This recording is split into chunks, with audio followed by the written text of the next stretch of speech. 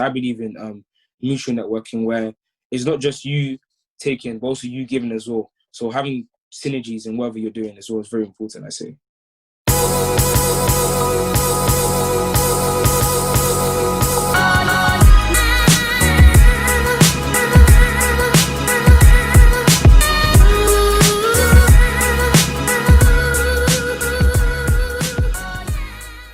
Welcome back to Gen Z Talks. I'm the host, Dan Sullivan, and today we're going to be discussing a few different topics, including the value of internships and work experience, as well as skills and entrepreneurial mindset amongst Generation Z.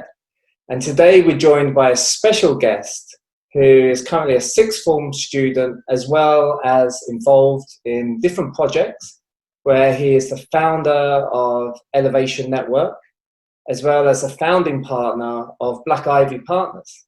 I'd like to introduce today James Appiah. Welcome, James. Thank you so much for having me. Thank you for joining us.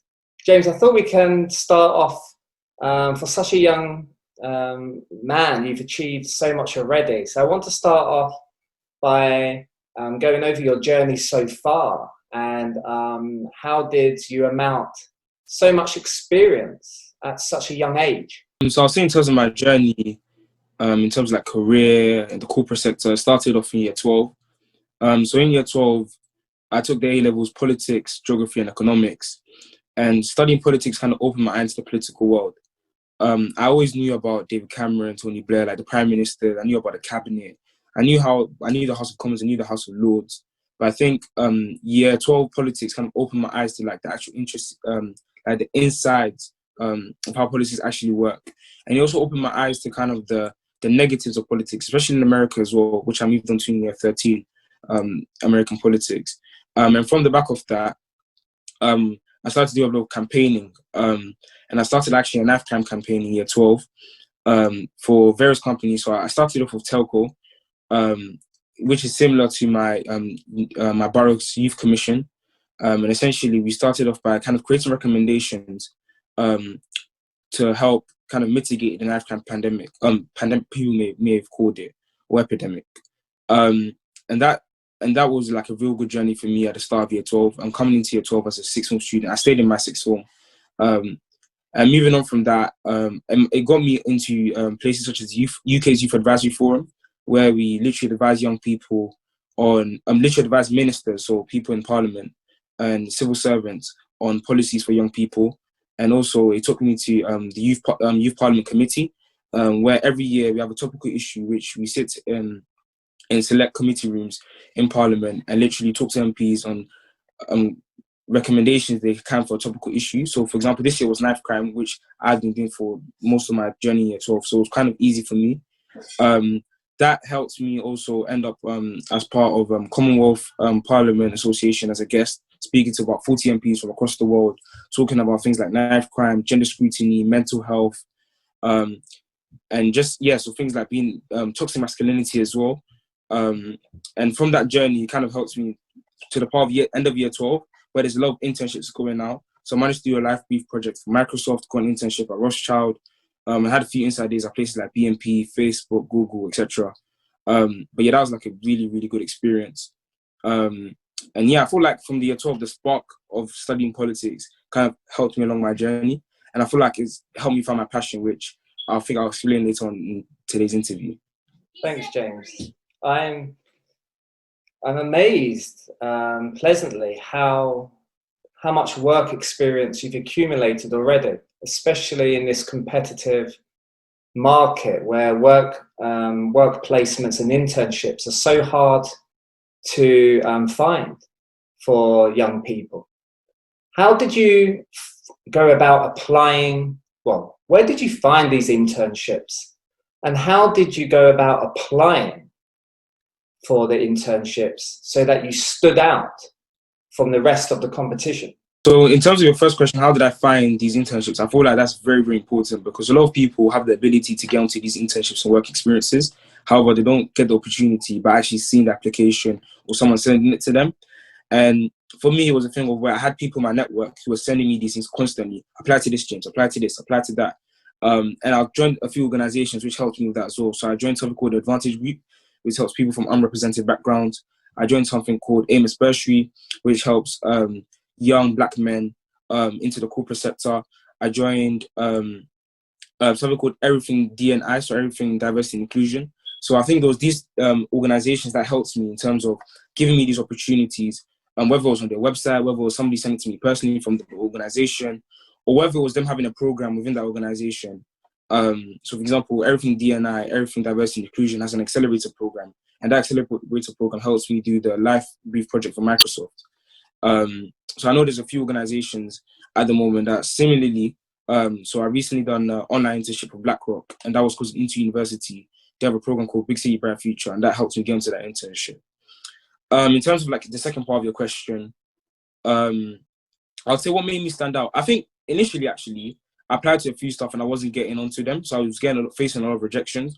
But I got to a point in year 12 where I started to see a lot of acceptances into stuff that I was applying for, whether that was academic, whether that was career-wise. And I think I applied to various different types of stuff. So I was applying to tech stuff like Google and Facebook Inside Days, but I was also applying to like law stuff. So like I did a little Inside Day at White and Case.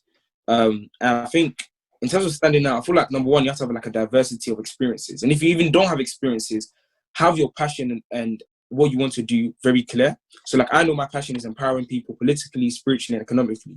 And I can state that clearly and make that clear to everybody. So I feel like knowing what your passion is, knowing what your calling is very important, especially when you don't have experience. When you do get experience, you have a substantial amount of experience. Diversify your experience is very important. I feel like a lot of jobs look for that at the moment. A lot of employers do look for people that are not just worked in finance, people that worked in finance, law, tech, just so they have all those transferable skills to be able to work in their place. And also having a nice character as well. So not being like moody, grumpy, but always having a smile. And always staying positive as well is very important for when you apply. And making sure that people check what you send as well. So like, for example, if we're talking about academics, for example, my personal statement was checked over by like 20 people, I would say. Like I had different people giving different opinions. And taking all those opinions with a different pinch of salt is very important as well. And then having them check all of them and then giving your final results is also very important. And then making sure that whatever you send out aligns with your integrities, your values is also very important as well. Fantastic. So for someone who doesn't have any experience and just academics to their CV, so you're saying to focus on your values, your positivity, and to make sure that comes out through your application? Yeah, and especially if you're applying. So for example, I remember when I applied for to be on like the telco. So obviously it was volunteering, but I applied in a way. And I feel like of that one, it was just I had no experience previously, or not much experience, I would say. And I usually used the fact that I cared about young people in my area, the fact that I come from an unrepresented background myself. And I just kind of used all the things around me, my family, people that I knew to kind of get my way into those positions. So I feel like that's very important as well, making sure that you use every bit of yourself when you're applying. And not just not just your academics or not just your previous experience, but maybe also maybe a family situation or maybe, I don't know, something else, a meeting that you attended and something that you learned from that meeting and using that to say that this is why I want to apply to this thing is very important as well. Excellent. Thanks, James. And in terms of your internship experience, there's obviously a lot of online internships, virtual internships as a result of the situation we're in. How did you find the virtual internship compared to the in-person internship in terms of the value that you can get? Can you tell me about your experiences for both? Definitely. So I obviously did the online internship this year with BlackRock, and last year I did the internship with Rothschild, and that was physical. And this year one it was virtual BlackRock. I'll say that it's very different. But at the same time, there are a little bit of benefits of the online one. So the online one, we had different people from different companies, not just BlackRock, come to speak to us. We had people from Bloomberg, we had people from Simmons & Simmons, so that's like a law firm. And we had people from different sectors come to speak to us. And we had a venture capital company called MMC Ventures also speak to us. So I think that's the benefit of doing it online, the fact that you can get different opinions, different companies, different organizations involved. Whether it's in physical, you're just at that company, just with those people. But again, we cannot take away the fact in the physical internship, the projects are a bit more real. You're actually working, when you're shadowing somebody, it's a bit more real. Rather, when you're shadowing somebody online, it's a bit like, there's a bit of a distance in terms of the fact that they might be doing something, but it's on the screen, and you can watch it on YouTube. Rather, when you're shadowing somebody, you can ask questions actively. You can do that online, but I feel like in person is a bit more practical.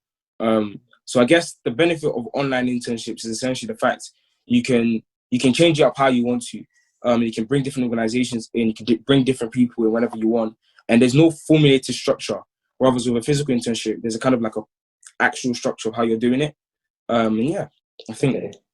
Yeah, excellent. No, that's a real good insight into both, because I'm sure there's a lot of viewers wanting to know, what kind of value they can expect to get. So thank you for your clear explanation. And I want to move on now in terms of the key relationships that you've managed to build during these internships. What relationships have you kind of carried forward after, which have benefited your, your career and your personal development after the internship's finished?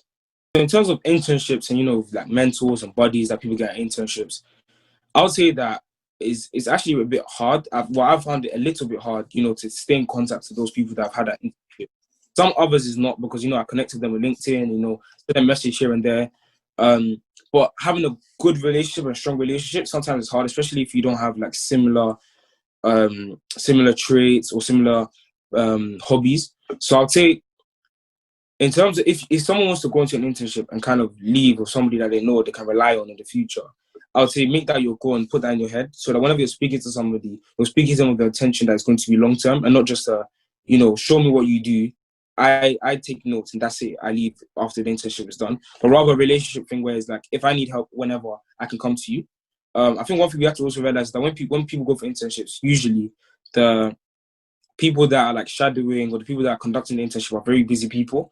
And as young people, we have a lot of time compared to them. So a lot of free time, I should say, compared to them. So I think sometimes realizing that, acknowledging that maybe we might not get the ideal internship, the ideal mentorship that we want.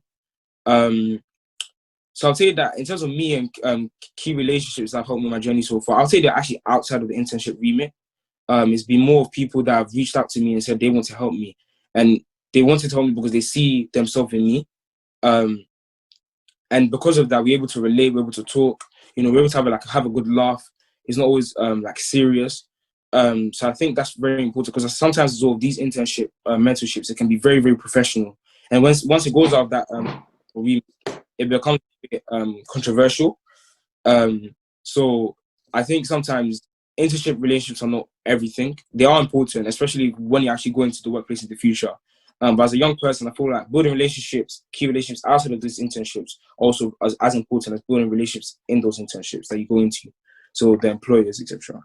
Thanks, James. Yeah, I've seen you spoke. I've seen you speak about the power of networking before, particularly for Generation Z.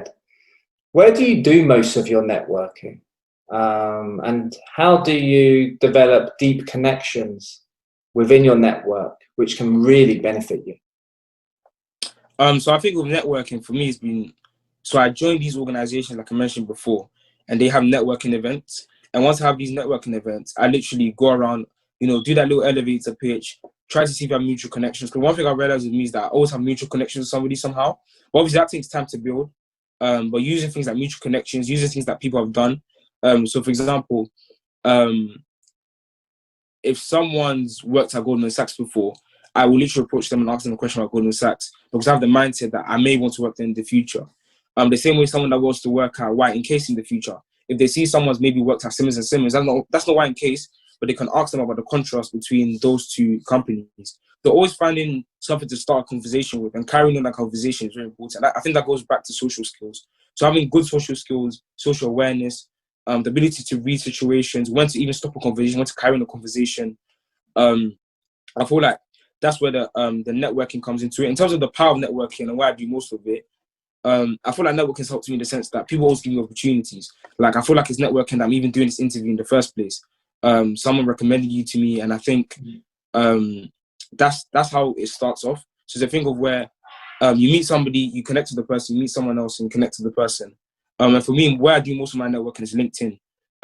Connecting with people, reaching out, or them reaching out to me, vice versa. And it always kind of starts with a conversation, maybe meet up with a coffee. So I remember somebody that's very close to me at the moment. I met him through LinkedIn, literally said, let's have a coffee. And we realized that we have a lot of mutual friends where we've literally been on the same journey but in different places.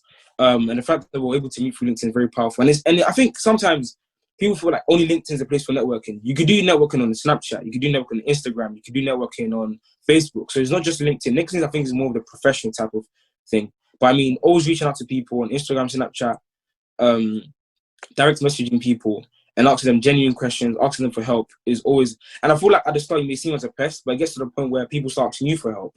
I feel like that's where you get to the point where it becomes a normal lifestyle for you to always meet new people, always talk to new people, and always get help from people and also give help back. Because I believe in mutual networking where it's not just you taking, but also you giving as well. So having synergies in whatever you're doing as well is very important, I say. Well, speaking about giving back, I came across a post of yours, I think it was LinkedIn, where you're advertising for internships, for interns, for Black Ivy Partners, which is something that you created. First of all, can you tell me more about Black Ivy Partners and tell me what kind of intern you're looking for and how can an intern stand out who applies for Black Ivy Partners? So Black Ivy Partners is a student-run investment fund as well as an educational platform. And it was actually founded by my friend, Louis Boy, who's the CEO and founder of Black Ivy Partners. I'm a managing partner there, and I'm literally just helping him along the journey with Black Ivy Partners because I can really see the vision of Black Ivy Partners. So what we're looking in terms of interns, we're looking for people with a good financial background, and whether that's working at investment bank, whether that's investing, whether that's trading on their own. And we're looking for people that, again, have a diversified kind of background experience. So not just people that worked in finance, but maybe people that worked in like tech, people that worked in law, and all types of areas as well, maybe even media, creatives. I think like what can make you stand out in terms of the application is, utilizing the fact that you can get to know me on LinkedIn, or maybe utilizing the fact that you can get to know one of us, messaging us, maybe going out of your reach to do something different. So I know some people may have, instead of doing the actual application, they might come to us with a stock pitch, different type of things people can do to stand out. And I feel like people always see creative things online. So I don't think don't come with like the general trend of CV, cover letter, and just keep it that simple. But maybe go out of your reach to maybe even advertise our opportunity as well. Not to say that we're just applying for people that help us in terms of advertisement, but people that kind of do things a bit differently. We're looking for people like that as well. And people that have a lot of experience as well. Excellent. And from the applications you've got so far and what you're seeing around you amongst Generation Z, what skills and value are you seeing amongst your generation? And what skills can be worked on going forward? I think one skill that can be worked on is, and something that I speak about quite a lot actually, is constantly having the idea, constantly being career conscious. And it's something that I've recently started to think about, is that people that are usually successful in the career sector are people that are always thinking about their career. Even if they're reading a book and sitting down resting, they're thinking about their career and how this can affect their career. And it's the same way that if you're a spiritual person, they'll tell you that always pray to God or always be spiritually minded. The same way the career, you have to always be career minded in whatever you do, even if it's academics, thinking, how can I relate this to my career? How can this affect my career? I feel like that's something that may be missing in our generation today, is that we have people that, they're really networking, really active on LinkedIn, really apply for internships in 1 year, and then the next 4-6 months they vanish, like they're not doing anything. They've kind of hibernated. So I think constantly being on the ball is very important. And like I said, it's not always being on the ball, because sometimes rest and mental health is very important, but just being conscious of it constantly is very important. And yeah. Yeah, another quick question I want to drop in actually is rejections. Obviously, we see a lot of successes across social media, but in terms of rejections and your personal experience, what's the best way to handle rejections and to stay positive going forward? So like I said, at the start of your tour, I received a lot of rejections from various different companies for like, not internships specifically, but just to join the organizations, but they were very highly selective and I didn't get in. And the way I handled it was, obviously, you feel down, you feel a bit gutted. But I think the main important thing is, speak about it with somebody. But I also think it goes back to the person of the type of person you are. So I'm quite sociable, so I'll speak about it with a close friend, a family member, speak about how I got rejected, maybe why I got rejected, and maybe just move on from it. I think the main thing with rejections is forgetting and not regretting it. But at the same time, using that as a lesson and not a rejection. So like, I feel like when it comes to rejection, there's a lot of help out there in terms of, you can speak to somebody, you can reach out to somebody for help, or maybe just, if it's because I feel like rejection is a mental thing. And it's a thing where people usually feel down, people usually feel depressed, anxious for a few months, weeks, sometimes even years. But I think it's all about the mindset and how you can change that. I feel like people can help you with that. And I feel like one thing I've been seeing in rejections, especially with LinkedIn, is that people become more open to the rejection. So as before, maybe when people get rejected, they wouldn't want to speak about it because pride or whatever. Sometimes people are getting rejected and actually thanking the organization for rejecting them. And you'd be thinking, why are they thanking them? But it's thanking them for the opportunity, because some young people don't even get the opportunity to apply for some of these internships and organizations that we apply for. And getting the opportunity is very important. I think like thanking the people afterwards when you've done whatever you've done, even if you didn't get in, is very important as well. And it shows your humility. It shows that you're willing to learn. And it also shows that sometimes rejection doesn't faze you, that you know who you are, you know your purpose, and that even if you get rejected for something, it doesn't change the person you are. And I feel like that's very, very important for people to take away. Thanks, James. You really have spoken beyond your years. You've got such a mature head on yourself, and the things that you're doing are very exciting. And I'm excited for your journey ahead. I just want to finish our chat with what do the next 12 months hold for yourself in terms of your goals? So me personally, I'm looking to go to university, hopefully study politics at university, and then from then on kind of have a structured academic journey. So in the sense of aiming for a first class at the end of university, and then I see them from there, but kind of being a bit more academic focused rather than career focused, because I know that career starts to loop around April, somewhere people are applying for internships. But I think for the next 12 months, it's being a bit more academic focused in my journey. Excellent. Thanks for your time today, James. You've given an abundance of value, and I'm sure the viewers much appreciate your time and your insights. And I'll be following your journey with much interest. I'm sure you've got a bright future ahead. So thanks, James. Thank you so much, Stan. And also thank you for the opportunity to speak today. It means a lot. Thank you.